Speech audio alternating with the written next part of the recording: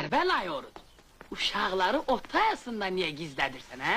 Hə? Bu saat hamısı nəçənigə bir-bir deyəcək.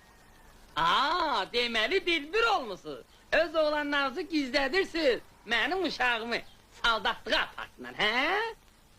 Bu necə dostluq oldu, hə? Yaxşı, tutağım, bu uşağı apardılar saldatlığa. Ondan sizin cibinizə nə girəcək, hə?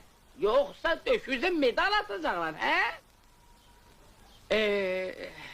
Elə biz müsəlmanlarıq da öz-özümüzə quyu qazan.